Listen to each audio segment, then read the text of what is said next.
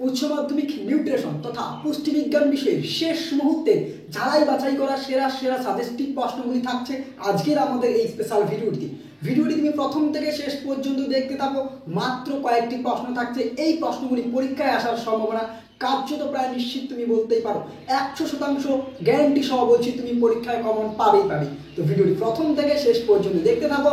ভালো লাগলে একটি লাইক করে দিও, বন্ধুদের মাঝে শেয়ার করে দিও, আর চ্যানেলে নতুন হয়ে থাকলে সাবস্ক্রাইব করে দিও। তো চলো শিক্ষার্থী বন্ধুরা, সরাসরি আমরা চলে যাচ্ছি আজকের চূড়ান্ত গুরুত্বপূর্ণ প্রশ্ন উত্তর পর্বের দিকে।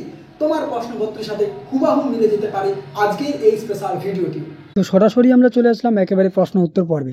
দেখো, প্রথমত তোমাদের প্রথম যে অধ্যায় দৈহিক ক্রিয়ার খাদ্যের ব্যবহার, এখান থেকে চূড়ান্ত গুরুত্বপূর্ণ অগ্নাশয় এবং অন্ত্রিক রসের উৎস উৎপাদন ও কাজগুলি লেখো। এটি অবশ্যই তুমি প্র্যাকটিস করবে। নেক্সট, উৎসেচক ও সহ উৎসেচক বলতে কি বোঝো? উৎসেচকের বৈশিষ্ট্যগুলি লেখো। যকৃৎকে সুসজ্জিত জৈব রাসায়নাগার বলা হয় কেন? Most important. গ্লাইকোলাইসিস এর সংজ্ঞা দাও ও বিক্রিয়াপথ আলোচনা করো। গ্লাইকোলাইসিসকে ইএমপি পথ বলা হয় কেন? কোরি চক্রটি বর্ণনা করো। ক্ষুদ্রান্তে ফ্যাটের পরিপাক প্রক্রিয়া বর্ণনা করো। মোস্ট ইম্পর্টেন্ট এই প্রশ্নগুলি পরীক্ষা কার্যত প্রায় নিশ্চিত বলতে পারো। নেক্সট, পৌষ্টিক নালীতে কার্বোহাইড্রেটের পরিপাক প্রক্রিয়া বর্ণনা করো। নেক্সট, শক্তির চাহিদা, এখান থেকে বিশ্রামরত অবস্থায় দেহের যেসব শারীরবৃত্তীয় কাজ সম্পাদনের জন্য শক্তির প্রয়োজন হয় সেগুলি উল্লেখ করো। বিএমআর নিয়ন্ত্রণকারী প্রভাবক বিষয়গুলি আলোচনা করো। নেক্সট, পরবর্তী থেকে একজন গর্ভবতী মহিলার খাদ্য তালিকায় উপস্থিত বিভিন্ন খাদ্য উৎপাদনগুলির ভূমিকা লেখো। গর্ভাবস্থায় সংগঠিত নারীর শারীরিক অভিযোজন বা পরিবর্তনগুলি সম্পর্কে আলোচনা করো। গর্ভবতী মায়ের অপুষ্টি কিভাবে গর্ভস্থ ভ্রূণকে প্রভাবিত করে, ভীষণ গুরুত্বপূর্ণ। এরপরে শিশুর খাদ্য থেকে নাম্বার 1 কোলোস্টামের পুষ্টিমূল্য লেখো। মাতৃদুগ্ধ রোগ প্রতিরোধকারী উপাদানগুলি সম্পর্কে আলোচনা করো।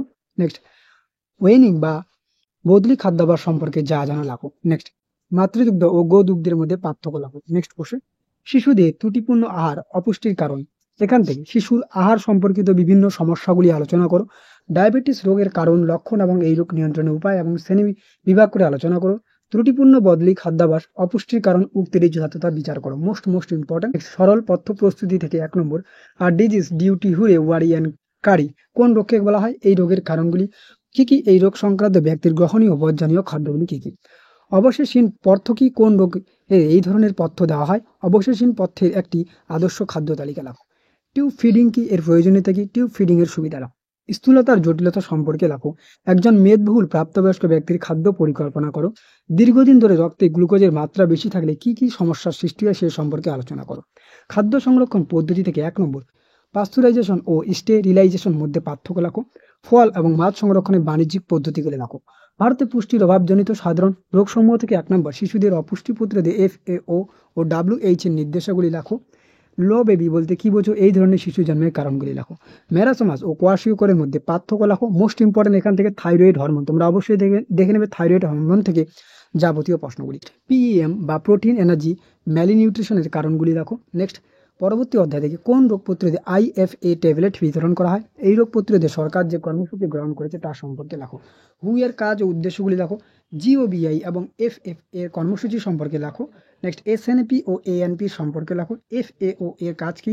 ICMR NIN কি ধরনের সংস্থা এদের কাজ উল্লেখ করো। পরবর্তী থেকে পুষ্টি শিক্ষায় দর্শন ও শ্রবণের উপকরণ ভূমিকা লেখো। AVA সম্পর্কে লেখো। পুষ্টি শিক্ষা প্রদানে বিভিন্ন পদ্ধতিগুলি সম্পর্কে আলোচনা করো। এরপরে নেক্সট, PFA এবং PFA অনুযায়ী ভেজাল খাদ্যের বৈশিষ্ট্যগুলি লেখো। আর্কমার্ক ও ISI সার্টিফিকেশন বলতে কি বোঝো? চূড়ান্ত গুরুত্বপূর্ণ।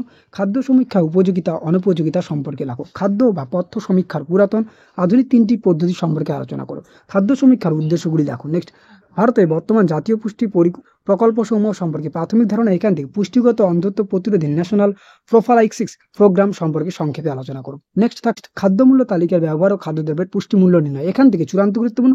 খাদ্যমূল্য তালিকা ও খাদ্য বিনিময় তালিকার মধ্যে পার্থক্য লেখো। খাদ্য বিনিময় তালিকা কি? এই তালিকা কি কাজে লাগে? এই তালিকার গুরুত্ব আলোচনা করো।